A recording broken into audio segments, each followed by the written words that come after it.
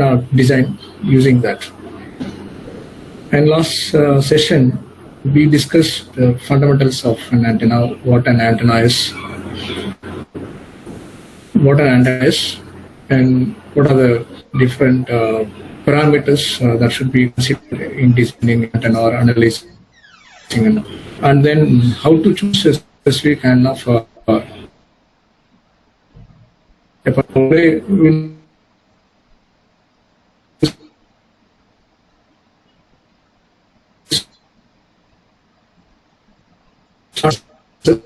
and we just have an outline of the various types of antennas that's available, and then we'll go on to take up a small example, say a 5.2 gigahertz antenna, and then we'll design using that.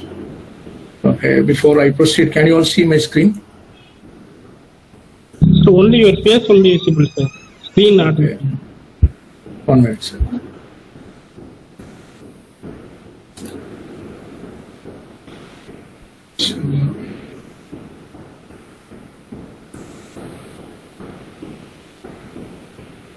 Okay, I hope now it's visible.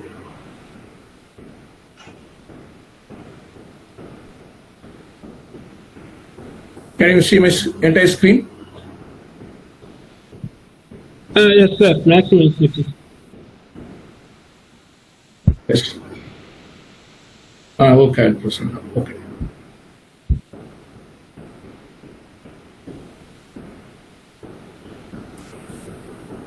Okay. So, there are so many electromagnetic tools available to design and analyze microwave and RF circuits. The most popular one are this ANSYS. Presently, they call that as ANSYS Electromagnetic Desktop Suite, which includes HFSS, Maxwell, and ANSOFT circuit design tool, and many more actually.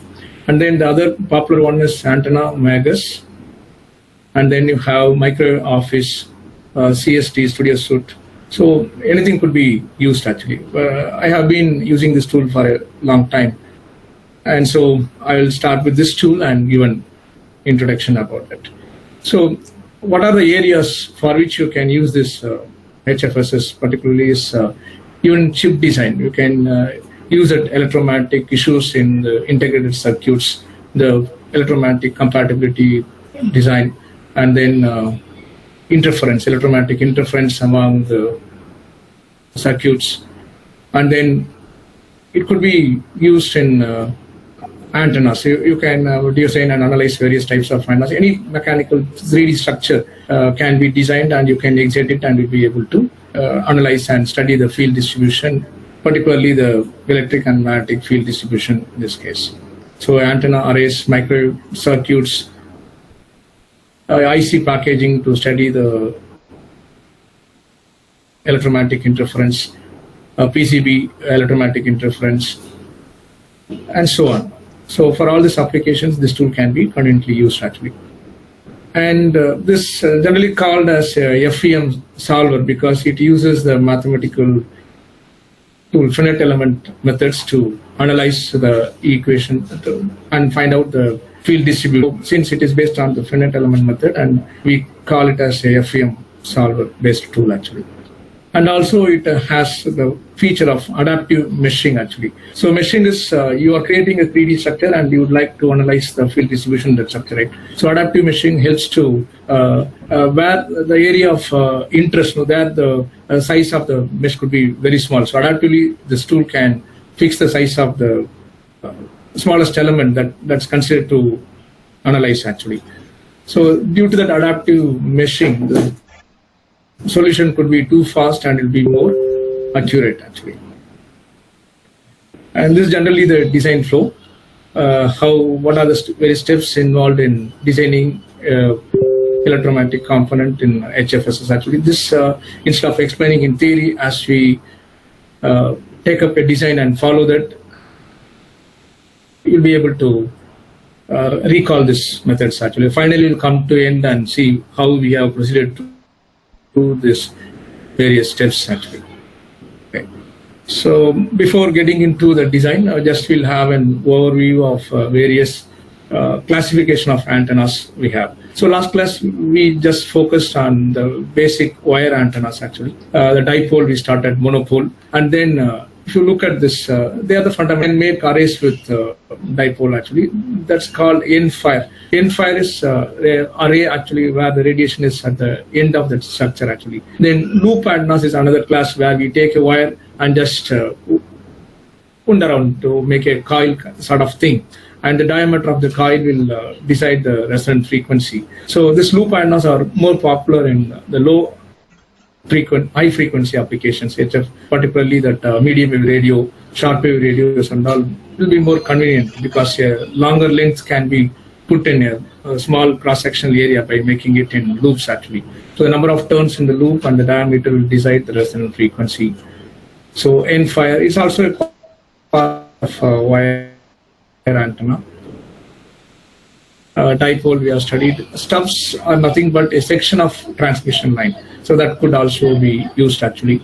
Just in a transmission line, you make some extension or projection, then it could act as an antenna. Then apertures, it's a kind of slot only, aperture slots. You can make some hole in a mechanical structure in the feed line, and then the energy could escape out of that. Patches, we can make patches, making a layer of copper on a PCB kind of material. So that's patches, and you can also make arrays. So array, I told earlier, it's just concatenation, okay, keeping several elements together, but the feed is individually. Individually, each element is fed actually. Okay. So end-fire is an array of dipole family. So you have Yagi-Uda, log periodicals, conicals, spirals, all this basically the cone, and I could remember for larger bandwidth we could use a conical shape instead of a simple rod. So this is the wire antenna category. Loops is a separate thing where we just use a coil of wire connected to the source and we get radiated. Dipole family you can have biconical, all this answer type family. After we have the parabolic reflector, and particularly they are radomes. They are suitable for microwave application. In mobile base stations, we use small size parabolic dishes. So this group, the aperture antennas, are mainly meant for microwave application, particularly high power microwave application, made up of a dielectric material which would radiate energy into the free space. So here in our session today, we are going to consider the microstrip antenna actually, because it is more a compact solution for microwave application. For higher frequency, the size of these antennas are very compact. They have considerable gain, and it is very simple to design arrays with this microstrip. And you can employ phase shifters in that array to achieve beam forming also. So to make smart antennas, that's a smart antenna, microstrip array with the phase shifting network, either passive or DSP based phase shifters, where you can direct the beam or you can steer the beam in any desired direction. That category is called as smart antenna. It can sense in which direction the signal is coming by using some direction estimation algorithms, and then it radiates energy into that particular direction. So for all this thing, this microstrip antennas are more convenient and they are very smaller in size. And above that, they are planar structures. That's a very important point to note here. Planar structure is it doesn't project out of that equipment. It just you can make it seamlessly along with the PCB that makes up the transceiver. Okay. So it's a planar antenna. It is more compact, less weight, and conveniently you can design arrays. It could be used for smart antennas. For all this makeup, microstrip antennas are the most popular choice for microwave frequencies, particularly in the portable devices like your mobile phone, Wi-Fi routers, a small equipment, GPS receiver, a smartwatch. For all this, microstrip antennas stands to be the best choice actually. So first we look into the structure of a microstrip antenna. Okay. This name is based on a transmission line called a microstrip line actually.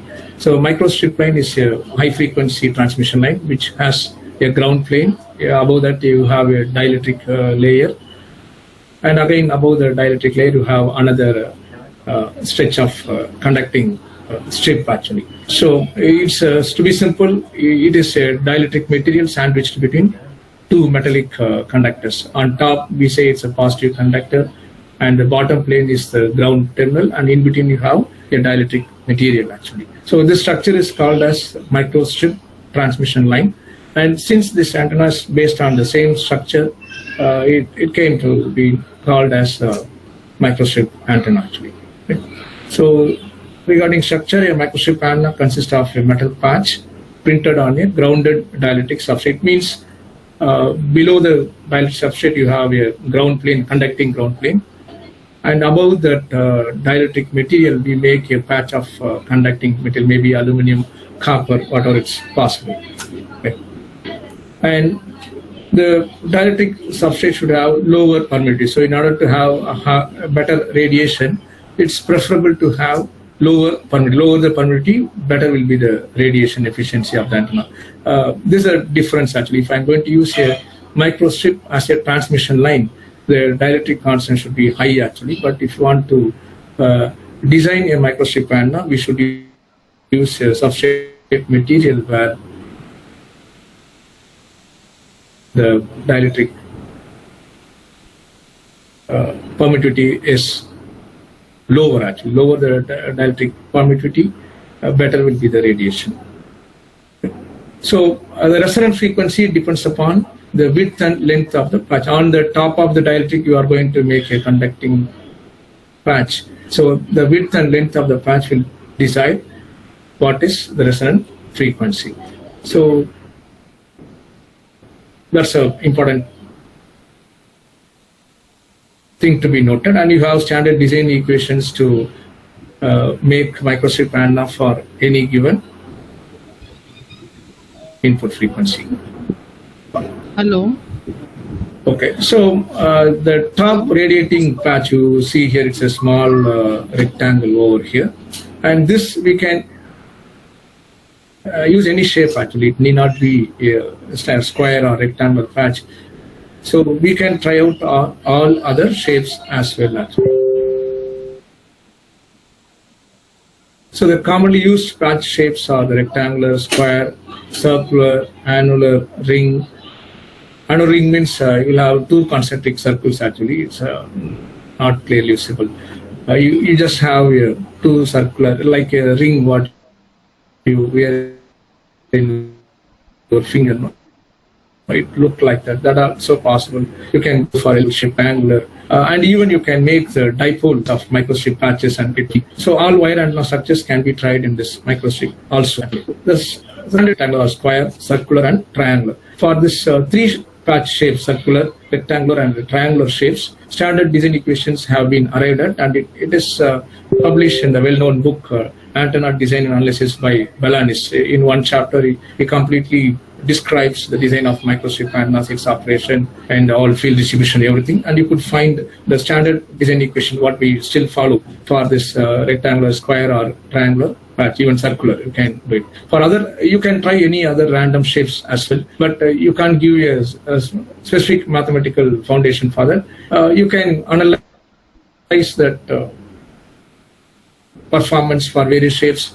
In the tool, you can take the HFS or any electromagnetic solver, and you can publish with your results. For my particular patch shape, this is a thing I'm going to get, and that's accepted. If your results obtained in the tool are valid, then people will accept the design actually. Only for standard shapes, we can use the design equations that's available in the literature. Okay. Then the structure consists of a ground plane at the bottom, then a dielectric layer, and above that you have a radiating patch, right? Then how do we connect signal to this patch antenna? So for that we need some feeding technique actually. So you could see here different feeding techniques. So the first one, figure A, shows a square patch which is made on the dielectric substrate.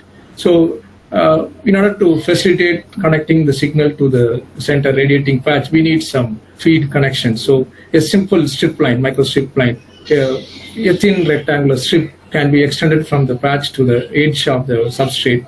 And here you can attach a connector, and that way you can connect the excitation to this microstrip antenna actually. So this is called as line feed. We simply use a microstrip line of a very low width to take the source from the edge of the substrate to this center patch actually. And the direct connection of a rectangular narrow strip line will not provide perfect impedance matching, because this square rectangular patch will have some impedance, and your source will more probably have 50 ohm impedance, right? So this rectangular patch impedance will not be 50 ohms actually. Even you design for some frequency, you get some L and W values, and its impedance will not be 50. It will be 100, 450 ohms, something like that. So you'll have a impedance mismatch, right? So in order to facilitate maximum power transfer from the source to the antenna element, they do some technique. Here a small etching is done near the meeting point of the feed and the patch, right? So this is called the inset cut actually. So inside the patch we make a very small cut here, and this will change the impedance of the rectangular patch, and you can obtain perfect match actually. So there won't be reflection from the antenna patch, and you'll have maximum radiation. So it's also a feed line, but since you make a cut here, it's called inset feed. Right? It comes under the family of feed line. There's a more convenient way of connecting the source to the microstrip patch. So there are other two techniques that's available, probe feed. This will be useful particularly if you are using a coaxial cable from the source. You have a coaxial cable connection from the source, and if you want to connect that cable to your antenna, microstrip patch antenna, then we can use this probe feed. So in this, the problem is you have to make a drill in the from the bottom to the patch. You have to make a drill, and then you should extend the positive conductor of the coaxial cable to touch this patch actually. Then the ground that in coaxial cable there will be a color should be soldered with that ground plane. This is a thing you should do. If you look at the structure, you can understand the complexity in that you have to make a drill, connect it. And even nowadays, we do not use this coaxial cable in portable equipment. So we have a PCB, all transceivers, everything in a single PCB, right? So this is not required. You can just make a patch in the. So if you look at the structure, you can understand. We can make this patch in the same PCB itself and connect the output of transceiver to this antenna element actually. So the line feed is the most popular one, and these two are obsolete nowadays. So proximity coupling, there's no physical contact between the feed and the patch. And is separated the patch by another substrate. And then through this dielectric, the energy will get coupled to the patch. And again, you have difficulties of so this a PCB material won't, because the cost of this be preferred, and the thickness will also be higher when you go for proximity coupled feed actually. So this obviously the first two, the line feeding technique would be the best choice for a patch antenna to feed the signal, right? Okay. So as a standard design equations developed and published in literature only for the rectangular, triangular, and circular. And here what you see in the slide is the design equation for a rectangular patch. Rectangular for anything can. The resonant frequency, this is standard equation where R is a direct property of the. Hello, sir. Voice is breaking, sir.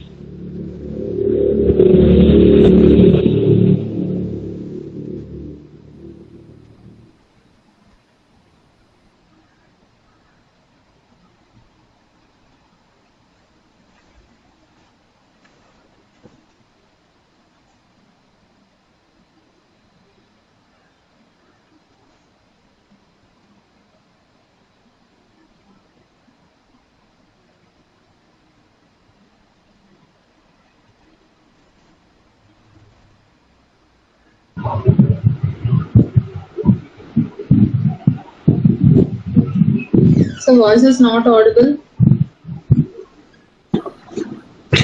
No audible, sir.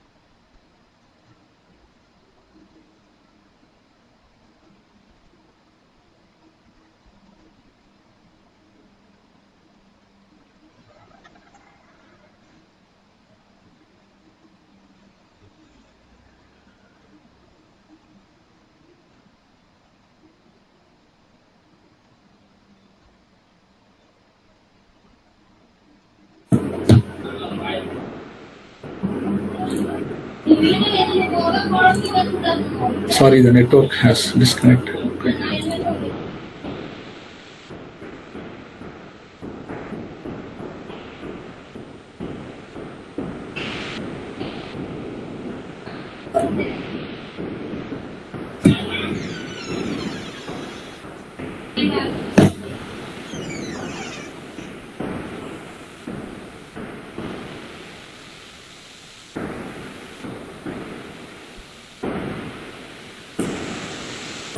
Can I proceed now? Yes, sir. May I proceed? Yes, sir. Oh, thanks.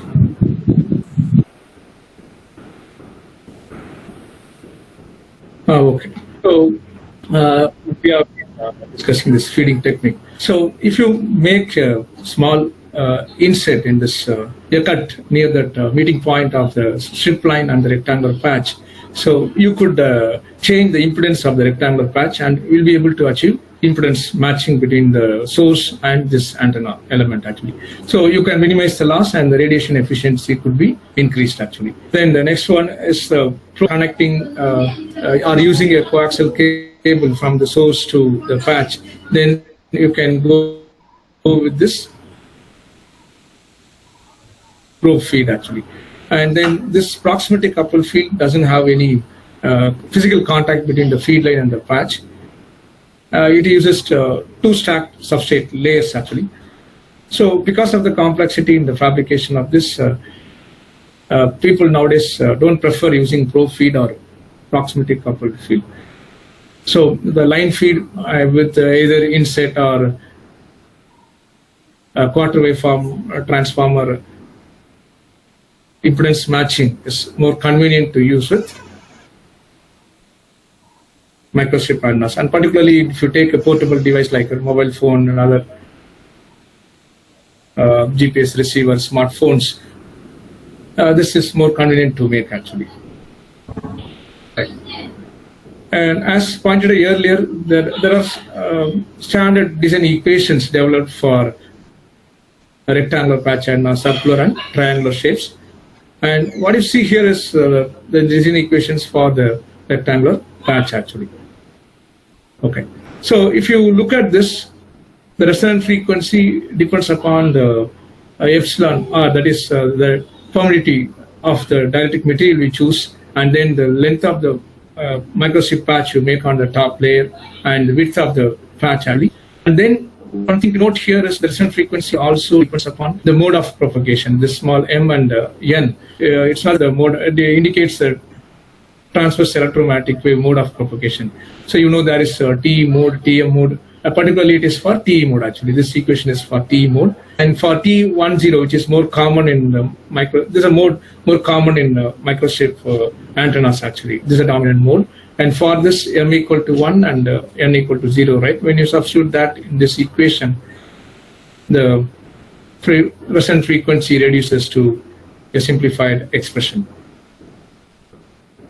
Okay, so more predominantly it depends upon the length of the patch we could observe here. And then effective dielectric constant is the physical dielectric constant could be something, but we also require the calculation of effective dielectric constant, which takes into account the width and the thickness actually, and that will decide the width of the patch. So for more elaborate explanation of these equations, you can refer to chapter 12 of Belanis, Antenna Design Analysis by Belanis actually. Okay, right. And this picture shows how we connect the source to the fabricated antenna. What you look at here is the fabricated patch and a single element, as well as a 4-element array. Linear array is just you have array in only one row, right? So it's a linear array actually. So you could see the feed going to all the elements. And with this array, you'll be able to achieve more higher directivity. You can direct the energy into a particular direction. And the direction of radiation can be changed by changing the phase of the signal that is fed to each element. If you could introduce some phase shifting in the path of each element, so the signal phase gets changed for each element, and that will change the direction of radiation. That's a basics for it. And this is a look of the that we attach with the microstrip antenna. It costs around some 200 microconnect. Okay, and so what that the you see various microstrip antennas designed, fabricated, and they have put the photos here. And what we observe from here is for the radiating layer, we need to use a standard set. So we can explore, analyze the antenna performance for shape of the radiating patch, and even you can introduce different defects in the ground. In the sense, we can region the bottom. We're making some etching that we call it as a defective ground structure. You can try that also. So if by making changes in the shape of the radiating patch or in the ground structure, introducing some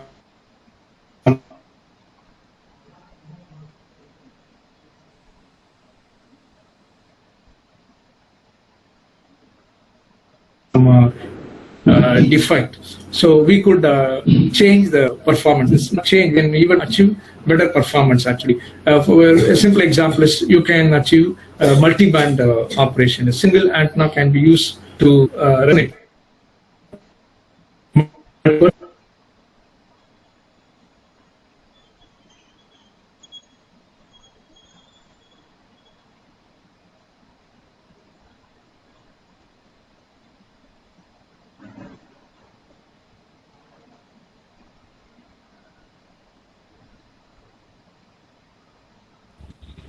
Sir, voice is not audible.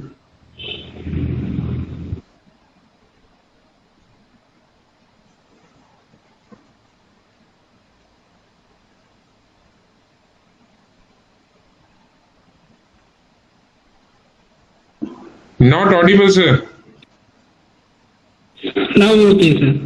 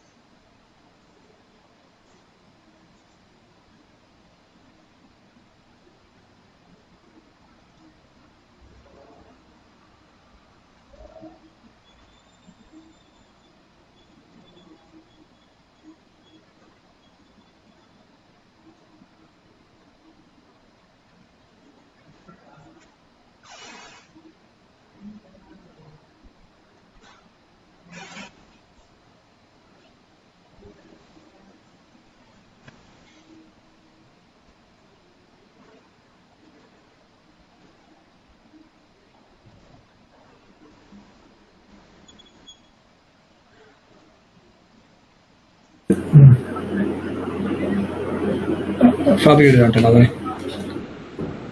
Okay. Yes, sir, it's audible. You are visualizing. Yes, I'll do it.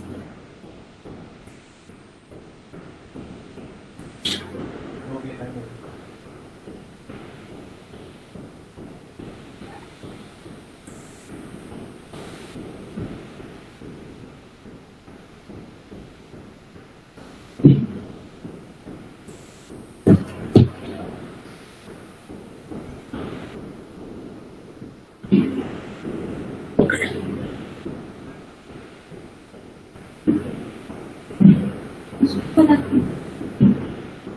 It's visible, right? You can see my slide. Yes, sir. Visible. Yes, sir. Visible. Yes. So this picture shows the various designs that is carried out on the microchip structure, and it is meant for different performance. So the one in picture B is that E-shaped patch that's meant for dual band operation, and then what you see in this slightly curved square patch. No, it is for circular polarized waves, generating circularly polarized waves as well as wider bandwidth. So you can explore just by playing on the shape of the patch and the length and width dimensions of the patch element you add over there. You can do etching on this. You could see the metal patch is cut over here. So that's called etching or making slots in that. And you can use ring, anything you can explore by, but nowadays you have electromagnetic tools, right? So you can just play around the tool. And the ultimate goal should be to improve the performance. Some improvement in the performance we should achieve actually. So you can publish a lot of papers. Even commercial antennas will be able to design actually. So for this, mathematical foundations is required, but first you can arrive at the performance in the tool itself, and then you can try to correlate with a mathematical background actually. This shows the applications where the microstrip antennas will be suitable. Nowadays even we have flexible dielectric materials, so in all wearable micro devices we prefer using microstrip, and it's also coming in the name printed antennas, but the fundamental is similar to microstrip, only the dielectric material would be a flexible material, that's all polymer kind of thing, anything can be used.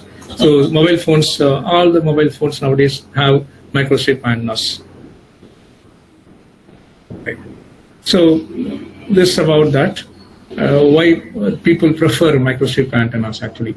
So now we'll go with the design of antenna for 5.2 GHz. Let us take how to design. I want a antenna, microstrip patch antenna for 5.2 GHz, and let us see how to design it and how to develop that structure in the electromagnetic tool and proceed that. So the structure which I'm going to demonstrate now is the microstrip patch, a rectangular microstrip patch with, instead of inset feed, I'm going to use a quarter wave transformer feeding technique actually.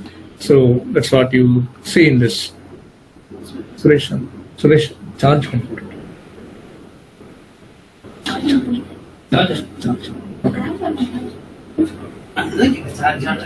Okay. So I'm going to demonstrate the design of a microstrip patch with a quarter wavelength transformer matching line actually.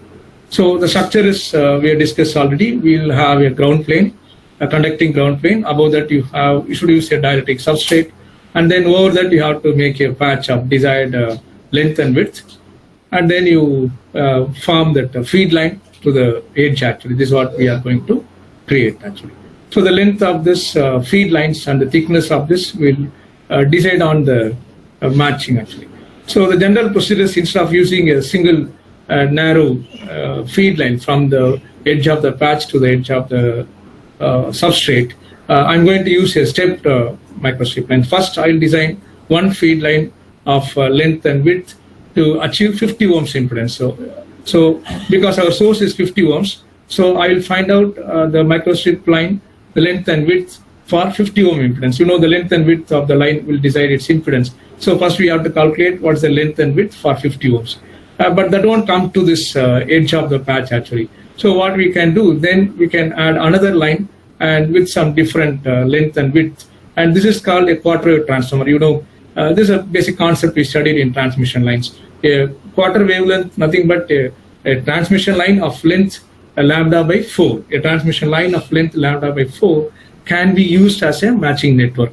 So you should know what is the input impedance on the left side and what is the impedance on the right side. So what are the impedances we are going to match? We need the two values, and then we can find out lambda by 4. Lambda, it's a frequency, right? So what frequency you are designing, these are all narrow band matching networks. So when you design for 5.2, it will do matching only for 5.2. So if the frequency changes, that matching will be lost actually.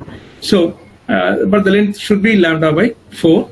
And for that, width and length we can calculate. So if you feed in the two impedances, the left side, we know its signal is coming from 50 ohms. The right side, we have to find the impedance of the patch. So if you know these two values, you'll be able to find out the length and width of this quarter wave line, microstrip line. That's all. Once you do that, your design is over. It's quite easy to calculate and design this. That's all. Okay. So this is the thing. So how to start with? So the fundamental thing is frequency. For what application, what's the frequency we are going to design? That's the first parameter. So I have taken 5. It's a random. Mostly 5.2 are used in Wi-Fi routers actually. So I have chosen 5.2 gigahertz. That's the first input actually. Then what is second input, right? This material. So what is the substrate material you are going to use, right? Okay. So when you do in software, you can try with any values, any dielectric constant, any thickness. But practically, when you are going for fabrication, right, only certain materials are available in the market, right? So the common PCB that's available in the market is FR4. That's the one we use for all PCBs, electronic PCB, green color board you could have seen. It comes with copper on both sides. That's called a double copper clad material. So if you choose FR4, its dielectric constant will be 4.4, right? It is cheaper. You could see here in Amazon, you could search like FR4 substrate, double-sided copper we need. Double-sided means in both sides you'll have copper, right? If you are making a single-side PCB for electronic circuit, then we need a single copper clad, that's enough. But for antenna, we have to use copper clad, double copper clad, because on top and bottom, both sides we need copper actually. So you first design what's size of your antenna. According to that, you should buy this size of the PCB. You know, it's much cheaper, 99 rupees. So that's how the material is going to cost 99 rupees, and then you can do etching and add a connector. Within 500 or 600 rupees, you can finish fabrication of your antenna actually. And then the other, the most commercial material is RT Duride actually. So Rogers RT Duride is the commercial substrate. Why people use that is the dielectric constant is 2.2 for RT Duride actually. In the beginning I told, if you have a lower dielectric, the radiation efficiency would be better. So in commercial antennas where high performance is required, people use RT Duride as the substrate actually. But it's costly. In the same size, you have to spend 2,000 rupees to buy RT Duride material. But nowadays people go ahead with FR4. But what they do is they try to change that radiating patch shapes and the dimensions such that they provide higher gain actually. So this loss is compensated with the design of the patch element and the ground layer actually. That's how they do.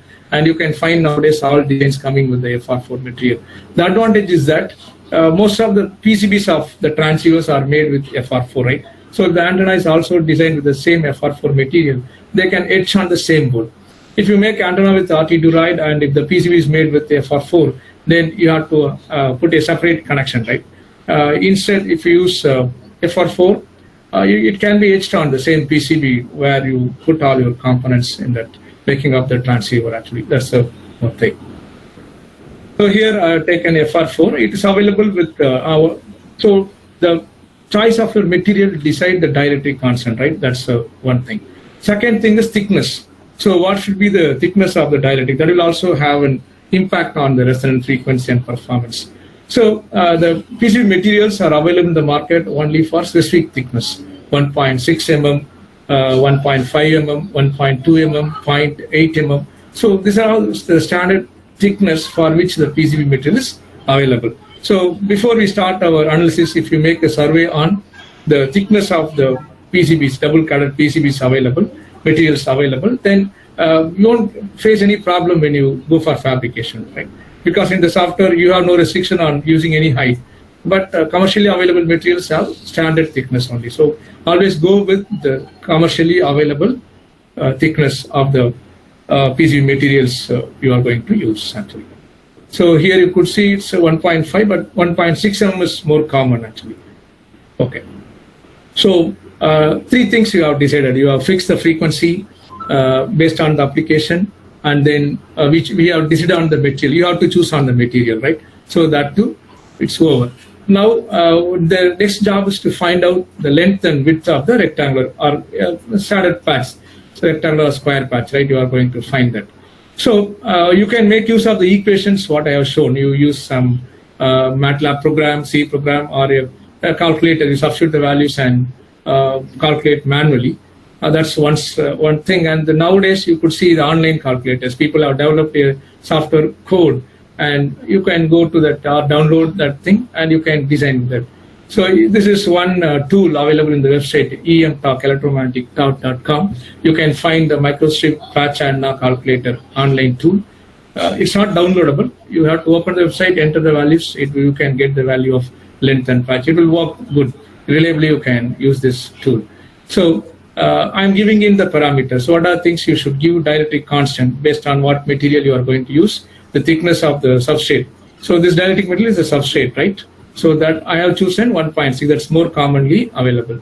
FR4 I have chosen. So its dielectric constant is 4.4. If you are going to design with RT Durite, then because RT Durite different materials are there, 1800, 2880. You have to find what is the respective permittivity and then use in that. Okay, right. So I have entered that, and then frequency. You give the resonant frequency. Then click on synthesis. So you give the frequency, the material properties, and give synthesis. You'll get the length and width of the antenna actually. So for 5.2 GHz with this FR4 material, the length should be 13.203 and width should be 17.55 or 56. You can round off actually. So the more decimal points you take, more accurate would be your design. Okay, then you can also see the impedance of this patch. So this rectangular patch, what would be its impedance at the edge? It is 243 ohms actually. So this is the impedance, right? So now source, all sources will have 50 ohm impedance, right? So definitely there will be a mismatch, and so the feed line length has to be considerably we carefully chosen here. So the length of the feed line, its width, and then yes, these two factors. Sorry, the width and length of this feed line is going to play a very important role in the impedance matching, right? So all other things are perfect, but impedance matching is not there. The overall performance will die down actually. Okay. Okay, this is a step. So you got all the things what is required for design. And then another factor is the substrate. Okay, you may ask me, we know the length and width of the patch. What about the size of this dielectric substrate material? Because that is larger than this, right? So one common rule is you can leave a gap of lambda by 4 from the top. This is the top of the patch. From here to this edge, you can give a gap of lambda by 4. So if you that should be a right choice actually. So on the left, right, and top of the patch, you can give a gap of lambda by 4. So lambda you have to calculate. What is the wavelength? Lambda by 5.2 you can calculate, and then divide by 4 you get some value. That should be added to this L value. If you add that value to L, you'll get the length of the substrate actually. So on the left, right, and top of this patch, you can give a gap of minimum gap of lambda by 4. If it is larger than that, it's well and good, but your size and the size would be larger. So minimum it should be lambda by 4, right? That's the thing. Then I am not told what about this in the feed direction, what should be the length, right? So this we have to calculate. As I said before, we have to calculate this. So this length lambda by 4 approximately choose, but it don't work well. We have to calculate. If you perfectly calculate this length, then matching will be perfect. It will be pretty longer actually. This length will be longer than this lambda by 4. So as I said before, you find out the length and width of the microstrip lines for 50 ohms.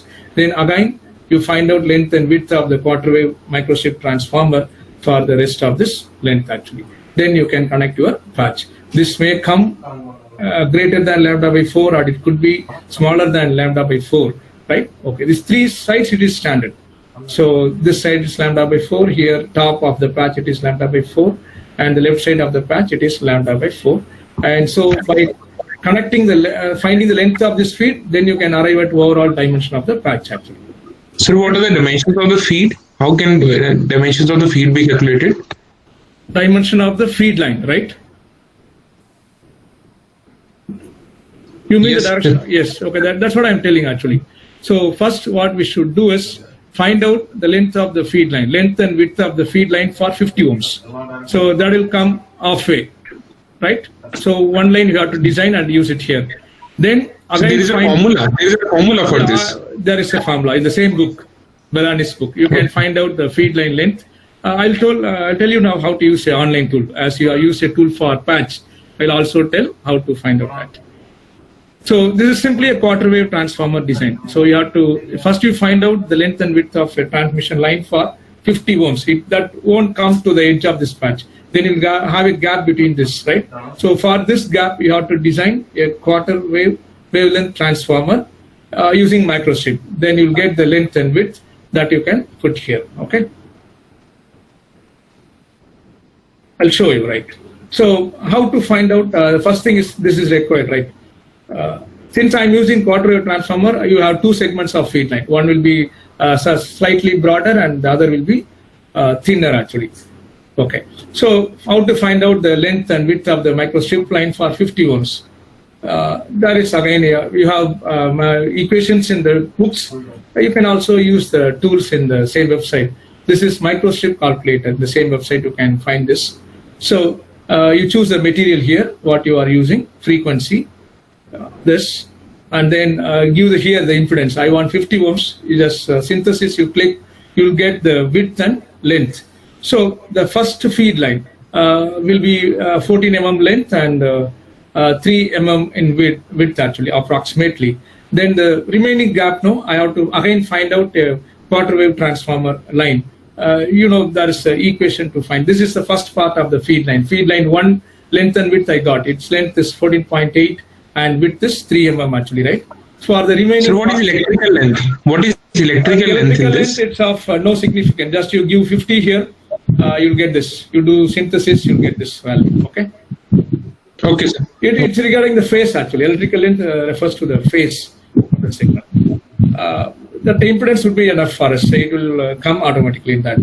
And then for the remaining feed length, you have to design a quarter wavelength transformer.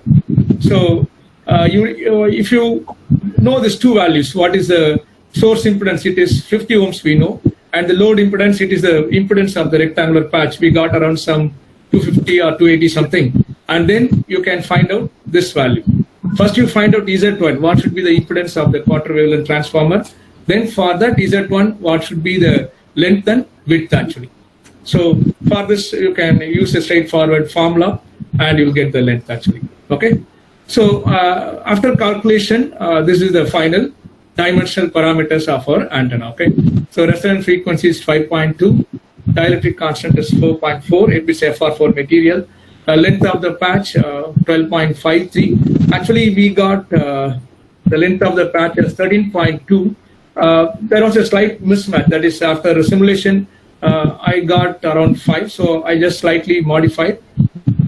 This is always optimization we should try. If you exactly doesn't come, we can slightly change the length and width of the patch to achieve the required frequency in the tool itself actually. That is optimization. So I have optimized the values to 12.53 to achieve resonance at exactly at 5.2 GHz. So substrate length, as I said, we have to add lambda by 4 on the 3 sides, and the front feed line side, we have to consider the length of the feed line actually. So the length of the feed line is here. You could see feed line feed line 2 is this 50 ohm impedance line. What we have seen now, it is 14 mm in length and 3 mm in diameter. Then this is the length of the quarter wave line. It is 8.924 mm and 0.723 mm. You could see it is narrow actually. So for this dimension, it could provide a perfect impedance match. Okay. So the design part is over now. I have not used any